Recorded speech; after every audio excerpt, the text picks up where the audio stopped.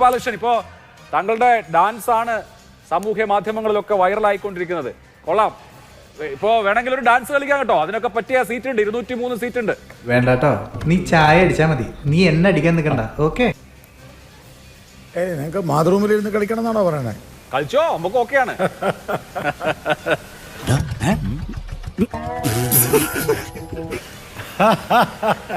പക്ഷേ ഞാനിപ്പോൾ മാതൃഭൂമിയിൽ ഇരുന്ന് കളിച്ചാൽ എൻ്റെ ഒപ്പം കളിക്കാനായിട്ട് നിങ്ങൾ 4 പേരും ഉണ്ടാവില്ല. ഞാൻ ഒറ്റയ്ക്കിരുന്ന് കളിക്കേണ്ടി വരില്ലേ? ഒന്നും പറയരുത്, ഉള്ളിൽ സങ്കടം ഉണ്ട് കേട്ടോ, ഉള്ളിൽ സങ്കടം ഉണ്ട് കേട്ടോ. നിങ്ങൾ 4 പേരും കൂടി അതിനെ എങ്ങനെയെങ്കിലും തെറ്റിക്കാനും ആദ്യം അതെ ആയിക്കോട്ടെ. അപ്പോ അടിയനായാലൊന്നും തലയിടണ്ട, മനസ്സിലായോടാ പന്ന പരട്ട പന്നി. എനിക്ക് ആദ്യം പറയാനുള്ളത്, മിസ്റ്റർ അഭിലാഷ് മോഹൻ, കോൺഗ്രസിൻ്റെ പ്രതിനിധി, ഇടതുപക്ഷ പ്രതിനിധിയോടൊക്കെ എനിക്ക് പറയാനുള്ളത്, RJDയോടൊക്കെ പറയാനുള്ളത്, ഗോപാലകൃഷ്ണൻ കാശ്മീരിൽ നിന്ന് ആളെ ഇറക്കിയിട്ടല്ല ബീഹാറിൽ ജയിച്ചത്. ഇതാ പറയുന്നത് ദൈവമുണ്ടെന്നും അന്തിമ വിജയം സത്യത്തിന് മാത്രമായിരിക്കുമെന്നും.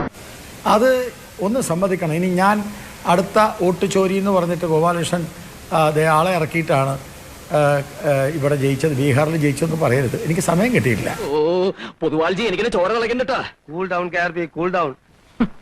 അവന്റെ ഒരു യശ്വന്ത് സഹായി.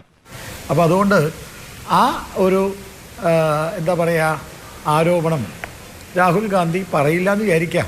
കാരണം ഇപ്പം തന്നെ ഇവിടുത്തെ കേരളത്തിലെ രമേശ് ചെന്നിത്തലയൊക്കെ പറഞ്ഞു തുടങ്ങി, തെരഞ്ഞെടുപ്പ് വിജയമല്ല, ഇത് BJPയുടെ വിജയമല്ല, ഇത് തെരഞ്ഞെടുപ്പ് കമ്മീഷന്റെ വിജയമാണെന്നൊക്കെ പറഞ്ഞു. Bad workers blame their tools എന്ന് ഇംഗ്ലീഷിലൊരു ചൊല്ലുണ്ട്. അതുകൊണ്ട് സ്വന്തം കഴിവുകേട് മറയ്ക്കാൻ ഉപകരണങ്ങളിൽ പഴിചാരുക, കൈയക്ഷരം മോശമായതിന് പേനെ കുറ്റം പറയുക. അത് സുപ്രീം കോടതി എടുത്ത് കൊട്ടയിലിട്ടതോടുകൂടിയിട്ട് ആ സാധനവും പോയി. ഇപ്പം പുതിയ ഒരു ആരോപണം, ഏത് തെരഞ്ഞെടുപ്പ് കഴിഞ്ഞാലും ഉടനെ വോട്ട് ചോരി എന്ന് പറഞ്ഞിട്ട് കൊണ്ടുവരും. 6 സീറ്റാണ് കോൺഗ്രസിന് കിട്ടിയത്. രാഹുൽ ഗാന്ധി ഫോക്കസ് ചെയ്തിരുന്ന സംസ്ഥാനമാണ് ബീഹാർ. വോട്ടർ അധികാർ യാത്ര നടത്തിയ ഇടമാണ് ബീഹാർ. തേജസ്വി യാദവും രാഹുൽ ഗാന്ധിയും തമ്മിലുള്ള കെമിസ്ട്രി, ബ്രദർഹുഡ് വർക്ക് ചെയ്യുമെന്ന് പ്രതീക്ഷിച്ച ഇടമാണ് ബീഹാർ. എന്തൊക്കെ ആഗ്രഹങ്ങളായിരുന്നു. തോൽക്കാം, പക്ഷെ ഇങ്ങനെയൊക്കെ തോൽക്കാമോ എന്നാണ് കോൺഗ്രസ്സുകാർ പോലും തലയിൽ കൈവച്ച് ചോദിക്കുന്നത്. എങ്ങനെ ഇത്ര വലിയൊരു പരാജയം? ഇത് അഡ്ജസ്റ്റ്മെന്റ് കിട്ടാത്ത മുന്തിരിങ്ങ പുള്ളിക്കും.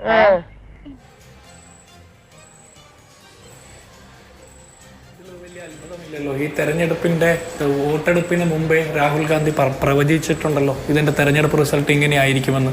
കാരണം തെരഞ്ഞെടുപ്പ് കമ്മീഷനും ബീഹാറിലെ ജനങ്ങളും തമ്മിലാണ് മത്സരം നടന്നത്, അതുകൊണ്ടാണ് തോറ്റത്. എനിക്ക് വിശ്വാസമില്ലേ? ഇതൊക്കെ ആരെങ്കിലും വിശ്വസിക്കോടൂ? കോൺഗ്രസ് ഇവിടെ തോറ്റു എന്ന് ഞാൻ വിശ്വസിക്കുന്നില്ല. കോൺഗ്രസ് തോറ്റു എന്ന് വിശ്വസിക്കുന്നത് എങ്ങനെയാ? എങ്ങനെ അളിനാതൊന്നുകൂടി പറഞ്ഞേ. ഏത് ഇപ്പൊ പറഞ്ഞില്ലേ? കോൺഗ്രസ് ഇവിടെ തോറ്റു എന്ന് ഞാൻ വിശ്വസിക്കുന്നില്ല. കോൺഗ്രസ് തോറ്റു എന്ന് വിശ്വസിക്കുന്നത് എങ്ങനെയാ? കോൺഗ്രസിനെ തോൽപ്പിക്കാനല്ല ഈ തെരഞ്ഞെടുപ്പ് നടത്തിയത്. 65 ലക്ഷം മനുഷ്യരെ SIR-ലൂടെ വോട്ടർ പട്ടികയിൽ നിന്ന് ഒഴിവാക്കുന്നു.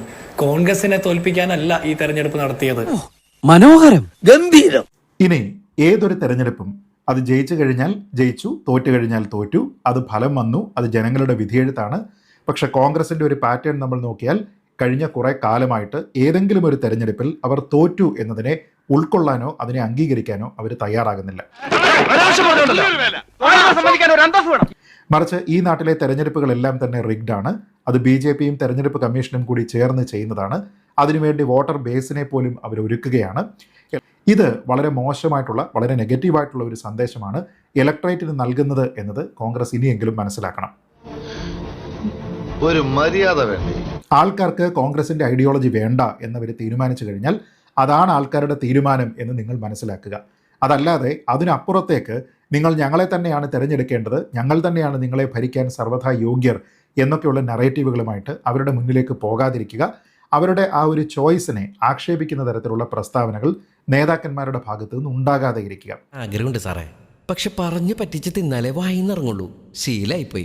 കേരളത്തിലടക്കമുള്ള കുട്ടി നേതാക്കൾ വരെ ഇന്ന് സോഷ്യൽ മീഡിയയിലടക്കം ഇതേ പല്ലവി തന്നെയാണ് പാടിക്കൊണ്ടിരിക്കുന്നത്. നേരായ മാർഗത്തിലായിരുന്നുവെങ്കിൽ കോൺഗ്രസ് ഇപ്പോൾ 4 മുഖ്യമന്ത്രിമാരെ വേണമെങ്കിൽ ബീഹാറിൽ പ്രഖ്യാപിക്കുമായിരുന്നു. ഞാൻ ഈ മാർജിൻ പറഞ്ഞിട്ട് ഞാൻ തിരിച്ചിങ്ങനെ പറഞ്ഞ് തിരിച്ചിട്ടിങ്ങനെ ഇങ്ങനെയൊക്കെ തന്നെ പറ്റുള്ളൂ. കാണിക്കുന്ന സമയത്ത് നിങ്ങൾ ജനങ്ങളുടെ മാൻഡേറ്റിനെ പുച്ഛിച്ച് തള്ളുകയാണ് എന്നും അങ്ങനെ പുച്ഛിച്ച് തള്ളാൻ നിങ്ങൾ നോക്കിയാൽ നിങ്ങളെ ജനം പുച്ഛിച്ച് തള്ളും എന്നുള്ള ഏറ്റവും കോമൺ ആയിട്ടുള്ള ബേസിക് ആയിട്ടുള്ള ഒരു പ്രിൻസിപ്പിൾ നിങ്ങൾ മനസ്സിലാക്കേണ്ടതാണ്. കണ്ടറിയണം കോശി, നിനക്കെന്താ സംഭവിക്കാതെ. ഈ വിധി അതിൻ്റെ എല്ലാ ഹ്യൂമിലിറ്റിയോടും കൂടി ഞങ്ങൾ ഉൾക്കൊള്ളുകയാണ്. ഞങ്ങളതിനെ അംഗീകരിക്കുന്നു. ജനങ്ങളുടെ താല്പര്യത്തിനനുസരിച്ച് ക്രിയാത്മകമായിട്ടുള്ള ഒരു പ്രതിപക്ഷമായിട്ട് പ്രവർത്തിക്കാൻ ഞങ്ങൾ ശ്രമിക്കുന്നതായിരിക്കും. ഉള്ള ഒരു റീഅഷ്വറൻസ്, ഒരു കമ്മിറ്റ്മെന്റ്, അതാണ് ജനങ്ങൾക്കും പ്രവർത്തകർക്കും കോൺഗ്രസിന്റെ നേതാക്കന്മാർ നൽകേണ്ടത്. കുറെ കാലമായല്ലോ പരക്കമായ തുടങ്ങിയിട്ട്, എന്ത് തേങ്ങ ഇതുവരെ അന്വേഷിച്ച് കണ്ടുപിടിക്കും. 65 ലക്ഷം മനുഷ്യരെ SIR-ിലൂടെ വോട്ടർ പട്ടികയിൽ നിന്ന് ഒഴിവാക്കുന്നു.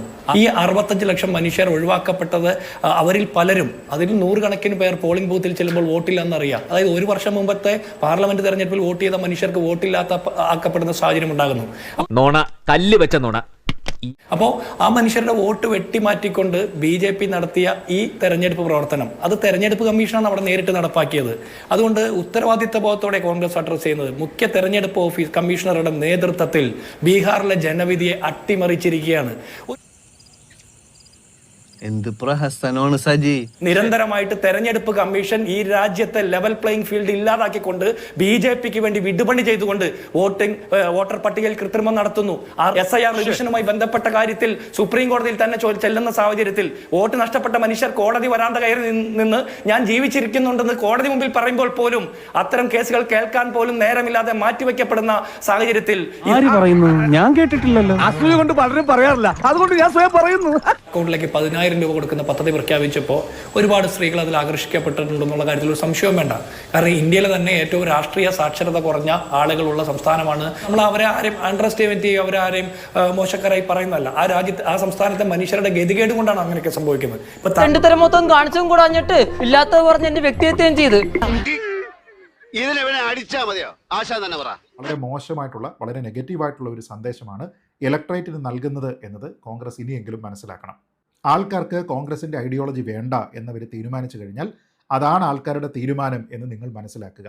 അതല്ലാതെ അതിനപ്പുറത്തേക്ക് നിങ്ങൾ ഞങ്ങളെ തന്നെയാണ് തിരഞ്ഞെടുക്കേണ്ടത്, ഞങ്ങൾ തന്നെയാണ് നിങ്ങളെ ഭരിക്കാൻ സർവ്വഥാ യോഗ്യർ എന്നൊക്കെയുള്ള നറേറ്റീവുകളുമായിട്ട് അവരുടെ മുന്നിലേക്ക് പോകാതിരിക്കുക. അവരുടെ ആ ഒരു ചോയ്സിനെ ആക്ഷേപിക്കുന്ന തരത്തിലുള്ള പ്രസ്താവനകൾ നേതാക്കന്മാരുടെ ഭാഗത്തു നിന്ന് ഉണ്ടാകാതെ ഇരിക്കുക.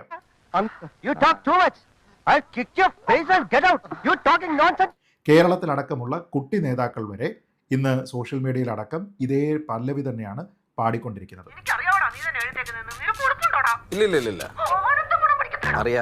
കസർത്താണ് കാണിക്കുന്നത്.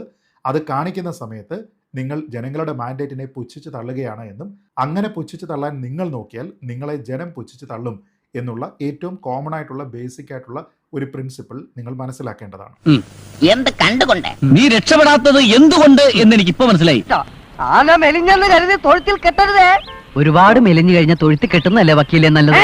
ഇവിടെ BJPക്ക് അനുകൂലമായിട്ടുള്ള വോട്ടുകൾ മാത്രം പോൾ ചെയ്യപ്പെട്ടിരിക്കുന്നത്. അതല്ലാതെ കോൺഗ്രസിനും RJDക്കും ഒക്കെ വീഴേണ്ടുന്ന വോട്ടുകൾ നിങ്ങൾ റദ്ദ് ചെയ്തതുകൊണ്ട് അതൊന്നും പെട്ടിയിൽ വീണിട്ടില്ല എന്നൊക്കെയുള്ള നുണക്കഥകളാണ് കോൺഗ്രസിന്റെ നേതാക്കന്മാരും സോഷ്യൽ മീഡിയയിലുള്ള ശിങ്കിടികളും ഒക്കെ തന്നെ ഇപ്പോഴും പ്രചരിപ്പിച്ചുകൊണ്ടിരിക്കുന്നത്. നീ എന്തിനാണ് ഗോപാലകൃഷ്ണൻ നുണ പറഞ്ഞു പറ്റിക്കണേ? പിന്നെ ഞാൻ എന്ത് പറയണം മത്തായിച്ചാ? 65 ലക്ഷം ആൾക്കാരാണ് ഇൻവാലിഡ് വോട്ടർമാരായിട്ട് ഈ SIR-ന്റെ ഭാഗമായി കണ്ട് അവരുടെ അത്രയും വോട്ടുകൾ അയോഗ്യമായി മാറിയത്. അതിൽ തന്നെ ഏതാണ്ട് 22 ലക്ഷം വോട്ടർമാർ മരിച്ചുപോയ ആൾക്കാരാണ്. അതായത് മരണപ്പെട്ട ആ ആൾക്കാരെ പോലും ഇനിയും അവരെയും വോട്ടേഴ്സ് ലിസ്റ്റിൽ ചേർത്ത് അവരും വോട്ട് ചെയ്തിരുന്നെങ്കിൽ ഞങ്ങളുടെ പാർട്ടി ജയിക്കുമായിരുന്നു എന്നൊക്കെയാണ് ആൾക്കാർ പറയുന്നത്. ഐ കാർഡുണ്ട്, അതിൽ അഡ്രസ്സ് ഉണ്ട്, പക്ഷേ അഡ്രസ്സിൽ ചെന്ന് കഴിഞ്ഞാൽ അങ്ങനെ ഒരാളില്ല, അങ്ങനെ ഒരാളിനെ കുറിച്ച് ആ വീട്ടിൽ ആർക്കും തന്നെ അറിയുകയുമില്ല. എന്ന് വെച്ചാൽ അത് വ്യാജമായിട്ടുള്ള വോട്ടർമാരായിരിക്കും. അങ്ങനെയുള്ള ഈ 65 ലക്ഷം വോട്ടർമാർ ഈ SIR കഴിഞ്ഞപ്പോൾ പുറത്തു പോയിരിക്കുന്നത്. ഈ പുറത്തായ 65 ലക്ഷം വോട്ടർമാരിൽ ഒരാൾ പോലും എന്നെ ഇവിടെ നിന്ന് അനാവശ്യമായിട്ട് പുറത്താക്കി എന്ന് പറഞ്ഞുകൊണ്ട് ഒരു അഫിഡവിറ്റ് കൊടുത്ത് പരാതിയുമായിട്ട് മുന്നോട്ട് വന്നിട്ടില്ല. ലക്ഷം ആൾക്കാരുടെ വോട്ട് അവിടെ നഷ്ടമായിട്ടുണ്ടെങ്കിൽ ആ വോട്ട് നഷ്ടമായിരിക്കുന്ന 65 ലക്ഷത്തിൽ ഒരു കുഞ്ഞു പോലും അവിടെ വന്നിട്ട് എൻ്റെ വോട്ട് പോയിട്ടുണ്ട് എന്ന് പറഞ്ഞുകൊണ്ട് രേഖാമൂലം ഒരു പരാതി കൊടുത്ത് അതുമായി മുന്നോട്ട് പോകുന്നതിന് തയ്യാറായിട്ടില്ല. എന്ന് വെച്ചാൽ ഈ നീക്കം ചെയ്യപ്പെട്ട 65 ലക്ഷം വോട്ടുകളും നീക്കം ചെയ്യപ്പെടേണ്ടത് തന്നെയായിരുന്നു. അത് മരിച്ചു പോയിരുന്ന ആൾക്കാരുടേതാണ്, മൈഗ്രേറ്റ് ചെയ്ത് പോയിരുന്ന ആൾക്കാരുടേതാണ്, വ്യാജമായിട്ടുള്ള ആൾക്കാരുടേതാണ്, ഇരട്ടി വോട്ടർമാരായിരുന്ന ആൾക്കാരുടേതാണ്. എടുത്തുകൊണ്ട് ഇലക്ഷൻ കമ്മീഷനെ ആക്രമിക്കുന്നതിന് വേണ്ടി ശ്രമിക്കുകയാണ് കോൺഗ്രസിന്റെ പല നേതാക്കന്മാരും ഇപ്പോഴും ചെയ്യുന്നത്. ഞങ്ങളുടെ മാൻഡേറ്റിനെ അംഗീകരിക്കുന്നതിനും അതിനെ സ്വീകരിക്കുന്നതിനും ആദ്യം തയ്യാറാകുക. ഇലക്ട്രോണിക് വോട്ടിംഗ് മെഷീനോടാണ് നിങ്ങളുടെ പ്രശ്നമെങ്കിൽ തെരഞ്ഞെടുപ്പ് കമ്മീഷൻ പറഞ്ഞിരിക്കുന്നത് പോലെ അവിടെ ചെന്ന് ഒരു ചാലഞ്ചായിട്ട് അതിനെ ഏറ്റെടുത്ത് ഇങ്ങനെയാണ് കൃത്രിമത്വം നടക്കുന്നത് എന്നുള്ളത് ആ കണ്ടീഷനിൽ നിങ്ങൾ തെളിയിക്കുക. ഇതിങ്ങനെ എത്ര വട്ടം പറഞ്ഞു? അതിന് കഴിയാതെ അതിനു വേണ്ടിയിട്ട് തെരഞ്ഞെടുപ്പ് കമ്മീഷൻ സിറ്റിംഗ് വെക്കുന്ന സമയത്ത് അവിടെ ആ ഭാഗത്തേക്ക് തിരിഞ്ഞു നോക്കുക പോലും ചെയ്യാതിരുന്നതിന് ശേഷം തെരഞ്ഞെടുപ്പ് പരാജയപ്പെടുന്ന സമയത്ത് ഒരു എക്സ്ക്യൂസ് ആയിട്ട് മാത്രം വോട്ടിംഗ് മെഷീനുമായി ബന്ധപ്പെട്ട് ആരോപണങ്ങൾ ഉന്നയിക്കുക എന്ന് പറയുന്നത് നെറിയുള്ള രാഷ്ട്രീയത്തിന്റെ ഭാഗമല്ല എന്നുള്ളതാണ് പ്രധാനം. ഒരു കാര്യമില്ല, എല്ലാ ഭാഗ്യങ്ങളും കൊടുത്തു ഈ രാഹുൽ ഗാന്ധിക്ക്, എല്ലാ ഭാഗ്യവും ഭഗവാൻ കൊടുത്തു. പക്ഷെ എന്ത് ചെയ്യാൻ പറ്റും? രാഷ്ട്രീയം മാത്രം അറിയില്ല. തുമ്പിയെ കൊണ്ട് കല്ലടിപ്പിച്ചിട്ട് വല്ല കാര്യമുണ്ടോ? വെറുതെ തുമ്പെ കൊണ്ട് കല്ലെടുപ്പിക്കായിരിക്കും. കോൺഗ്രസിന്റെ വോട്ടിംഗ് പെർസെന്റേജ് എത്രയാ? 6%. ശരി, ബീഹാർ എത്ര വർഷം ഭരിച്ചതാ നിങ്ങൾ? ഉപ്പ് വെച്ച കലം പോലെ, പടവലങ്ങ പോലെ ഇന്ത്യൻ രാഷ്ട്രീയത്തിൽ താഴെ വീഴുമ്പോഴും BJP കുറ്റം പറയണ്ട. നാട്ടിലെ ജനങ്ങളുടെ ഇടയിൽ ഇറങ്ങി പ്രവർത്തിക്കുക. അല്ല, ഞാനീ പറഞ്ഞ് തെറ്റാണോ? ഒറ്റയ്ക്കിരിക്കുമ്പോൾ ആലോചിച്ച് നോക്കിയാൽ മതി. അധികാരം പിടിക്കാനേ നിങ്ങൾക്ക് സാധിക്കുള്ളൂ. കള്ളവോട്ടിലൂടെ ഇത്തരത്തിൽ കള്ളവോട്ട് ചെയ്തും വർഗീയത വിതച്ചുകൊണ്ടൊക്കെ അധികാരത്തിൽ വരാൻ പറ്റും. നിങ്ങൾക്ക് രാജ്യത്തിന്റെ സൃഷ്ടിയിലെ പാരമ്പര്യത്തിന്റെ തഴമ്പ് തപ്പാൻ പറ്റില്ല. ആ പാരമ്പര്യത്തിന്റെ തഴമ്പ് കോൺഗ്രസിന് തന്നെയാണ്. അത് ഞാൻ ഇത്ര നേരം പൊട്ടന്റെ മുമ്പിൽ ശങ്കൂന്നിരുന്ന നിങ്ങൾ കട്ടെടുത്ത വിജയത്തെ കുറിച്ചിട്ട് ധൈര്യപൂർവ്വം ഒന്ന് പൊതുസമൂഹത്തിന്റെ മുമ്പിൽ ചോദ്യങ്ങൾക്ക് ഉത്തരം പറയാൻ പറയും. സച്ചിനെ കോമഡി ടൈം ഒക്കെ കഴിഞ്ഞു. നീയേ പ്രിന്റ് എടുത്ത് പോവാൻ നോക്കി.